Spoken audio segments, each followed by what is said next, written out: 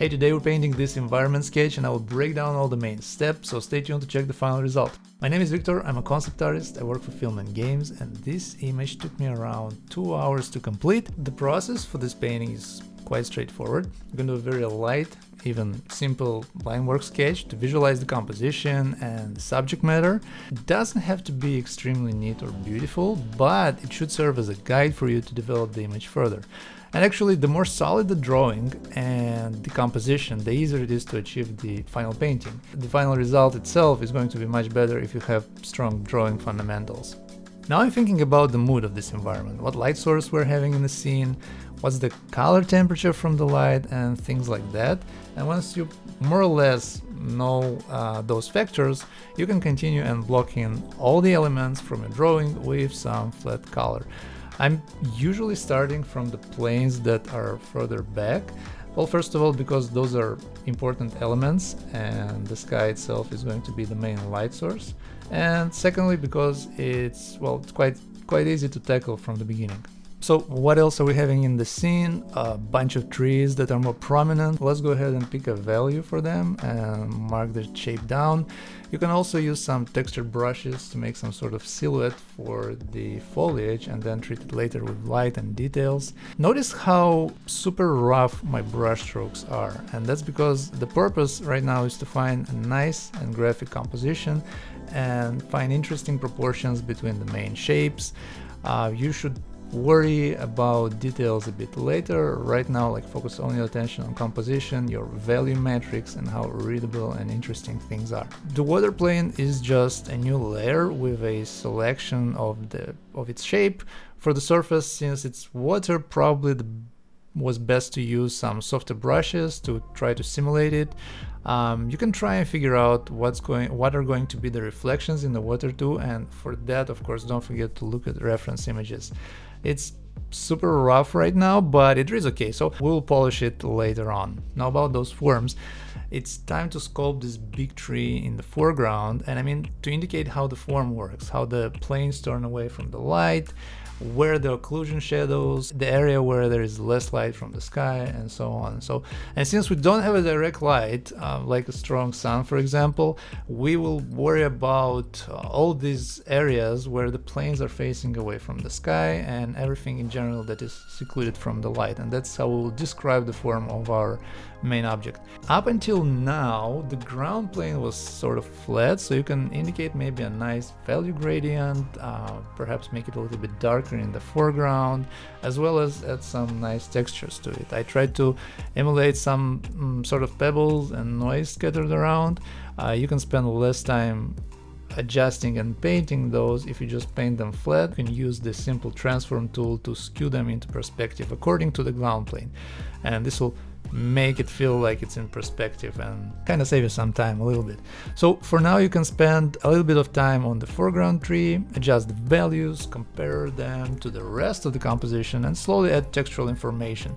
Color variation as well, also quite important if you want to achieve that a little bit of painterly feel and kind of make your image a bit more interesting, paying attention to some smaller details. If at a certain point you're feeling a little bit lost, and that can happen, you can refer back to your reference images. All the missing information for all sorts of decision making is there. As you're working on the image, you should constantly think how to improve the image and not do the opposite. You will not believe how many times I had a really nice sketch going on, like a very quick composition sketch that had some impact to it, some power, some nice gestures and interesting composition. As I was slowly working on it and then trying to turn it into a final polished image with textures, with photo bashing and all that, the whole idea was lost in the process, and kind of got me thinking that always try to look back at your initial sketch and understand why it was so good and how to transfer these elements into the final painting. So